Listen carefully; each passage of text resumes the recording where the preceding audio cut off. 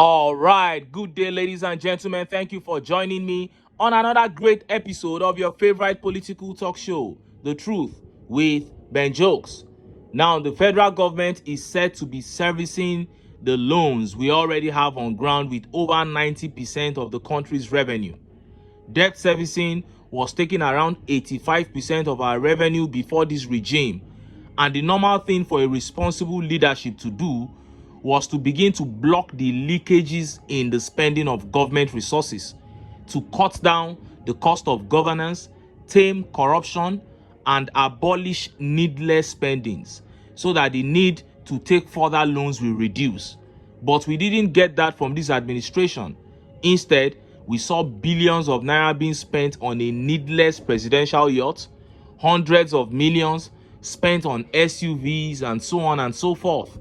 The worst was when the 2024 budget, was brought out.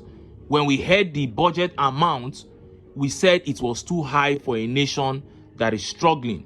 But when we opened the budget, we got the greatest shock of our lives. We realized it was a budget of the elite. Billions upon billions included to fund the lifestyles of APC politicians. As if that was not enough, they padded the budget with another 3.7 trillion strictly for themselves. Now look at what is happening. Tinubu is going to take another loan of 6.6 trillion to fund this useless budget. We are already suffocating as a nation over loans that had no positive impact on the nation's economy. Now these guys made a budget for themselves and they are going to take a loan to finance it. Before I show you details of that update and how angry Nigerians reacted, let me quickly show you this update where this government confirmed that the renewed hope agenda is for the rich. Look at how the papers reported it. Economic hardship. Tinubu lavishes 14 billion naira on vice president's residence. Total construction costs 21 billion. Bola Tinubu on Friday inaugurated the vice president's official residence built at the cost of 21 billion after 14 years of initial award. He stated that providing suitable residence for the vice president was not merely a matter of convenience, but a symbol of respect for the office and the individuals who occupy it. Mr. Tinubu added that the completion of the project was a testimony to the respect and affection that the president has for the vice president. Bola Tinubu deserves a special commendation. We have seen how vice presidents were treated in the past. Within the present dispensation, it is a different ball game, he said, stating that the project faced delays and abandonment by the past administration. Mr. Tinubu said, however, rather than dwell on the past shortcomings, we have chosen to take this opportunity to demonstrate our resolve to confront obstacles head-on. As we commission this state-of-art edifice, the official residence of the vice president, we are fulfilling a long-standing commitment and reaffirming our unwavering dedication to accountability, transparency, and efficient utilization of resources for the betterment of our nation. Earlier, FCT Minister N6.6Tr said the project was awarded in 2010 at the cost of 7 billion and was abandoned in 2015. It was in January this year, 2024, that we had to review the project to 21 billion from 7 billion, which means an additional 14 billion. For a vice president's residence to take 14 good years, and then Mr. President within a year made it a reality. This is what is called renewed hope, he said. Renewed hope is for them to build edifices, for them to build mansions for themselves. He said he did it because of his affection for the vice president. So this is what they are doing with the nation's money, throwing billions around to show loyalty to one another. And look at how Nigerians reacted. Look at some of the tweet reactions. This tweet by Muhammad Amin Saad says, truly, Nigerians have no other enemies than ourselves. We allow this nonsense, and all because of our tribal sentiments, differences, and even hatred. If we could work on our differences, understand our respective shortcomings, and forge ahead as one people, the criminals among us would have no opportunity to venture into politics to even win elective offices and suffer us as they do presently. It is in us. It is for us. That is what I keep saying. This summarizes all I have been saying. If Nigerians don't rise up for themselves, these politicians will never change. And this tweet by Viral says, while student loan is 5 billion, right on, my friend. Have you considered building that of the Senate president too?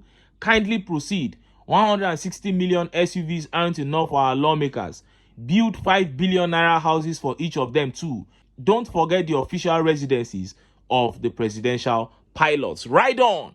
Destroy everything. And this tweet by Chris Ejiofor says, wow, congratulations to Vice President. The ministry is moving forward. Renewed hope. That is what renewed hope is all about. It's all about them. Now, let us look at that update on how the Tinubu-led administration plans to take another 6.7 trillion naira loan to address budget shortfall. Look at how the papers reported it. Tinubu's government may borrow 6.6 trillion naira to tackle budget shortfalls, reporters. In order to cover budget deficits, Ahmed Bola Tinubu will likely borrow an extra 6.6 trillion in 2024. This decision is closely related to the nation's anticipated allocation of 5.4 trillion naira to maintain fixed petrol prices at 50% increase from 2023. This is according to a draft document seen by Reuters.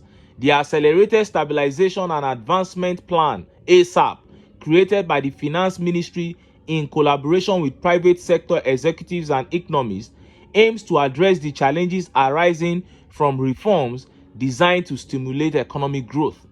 In May last year, Tinubu eliminated a popular but costly petrol subsidy in a landmark reform celebrated by investors as a means to boost economic activity. However, this decision led to a tripling of petrol prices, higher transport costs, and increased inflation, sparking discontent among motorists. Despite facing pressure from labor unions over the rising cost of living due to his reforms, Tinubu has vowed not to reverse his policies.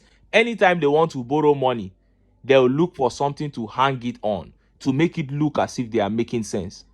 And when they're finished, taking that loan, you will not see the effect on anything.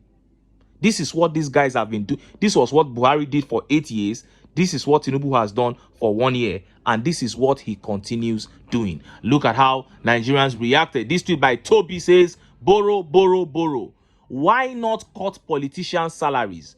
Why will a senator be earning 30 million naira and we have 109 of these miscreants? We've not even talked about governors, House of Rep members, and other politicians' salaries. That is it. You are saying there is no money, that Nigerians have to borrow to do things. But look at what these guys are earning. And when you bring in these loans, we don't see the effect on the masses. Clearly, you guys are taking these loans to finance your useless lifestyles. And this tweet here says, Aluta continua. What did Tinubu's government do with the previous loans, grants, and borrowings by his government? Loans increased dramatically without a corresponding impact on the agricultural, economic, and security sectors of the country. That is it. And this tweet by God's Will says, they are borrowing to fund their luxurious lifestyle while citizens suffer. No investments, no investors, no production, but consumption all the way. Dear Mr. Snatch It, grab it and run with it, master. How you want to pay back the loan, sir? Does it concern him? It doesn't concern him now. And Ayode Jikayode here says, imagine borrowing again and wasting it on frivolities while the taxpayers suffers. That is the situation. And this tweet by Zero Flare says, this is an extension of Buhari's regime, but Buhari's government was more transparent than Tinubu's. At least they admitted that they were paying subsidy on petrol. Government of borrowing and looting of the borrowed funds. These guys cannot admit, because if they admit, it will be there in the open. They won't be able to steal. They are using it now as an avenue to siphon funds. This is the biggest avenue for them. And it's such a shame. Very pathetic. Now, breaking news. Nigeria reps begin process to create an additional state in southeast Nigeria. The House of Representatives at the plenary on May 22nd introduced and passed through first reading a bill which seeks to alter the provisions of the Constitution of the Federal Republic of Nigeria 1999 as amended to create a new state in the southeastern region of Nigeria known as Olu State. The proposed legislation, which is set for second reading, was sponsored by the lawmaker representing Idiato North-South Federal Constituency of Imo State, Honorable Ike Agwonu Ugochinyere, and other lawmakers. Now, I'm not going to outrightly condemn this bill because it was raised by Ugochinyere, who I know to be a reasonable person. So I don't know if the Southeast actually do need another state, but let's look at how Nigerians reacted, especially those from the Southeast. This tweet by Chris Chinazom says, "We can't feed the states we have already. We are trying to build another state. Funny people everywhere." And Mark Akoro says, "You have not developed, secured, and maintained the ones created, yet you are adding more." Oh, and this tweet by Ayobami says, "We like irrelevancies. How does this make Nigeria or our economy better?" Well, and this tweet by Data and Co says, "These leaders and priorities, there is no money for minimum wage. Nigeria is broke, but let's create another state with various offices that will gulp more resources of the little we have. The way people think through their anuses. I'm tired of leadership crisis in Nigeria. Chai." And this tweet by Otabayomi says, "In a country where we are battling with insecurity, economy folded up, inflation, and so many changes, they still want to add more to the problems without any solution. This is typical misplaced priority to the core." Well, that is it. With the APC leading the National Assembly, I don't expect anything different. This is a party that has come to kill, to steal, and to destroy. This is how they will continue to push Nigerians back and forth with frivolities and things that are irrelevant, destroying people's future until Nigerians say enough is enough. Nothing will change. And when Nigerians are ready to take their country back, they know what to do. But until then, make I still enter town. Make I go get some ogbonge political news wey una go like. Why? Because of una I dey here, so don't go away. Don't go away.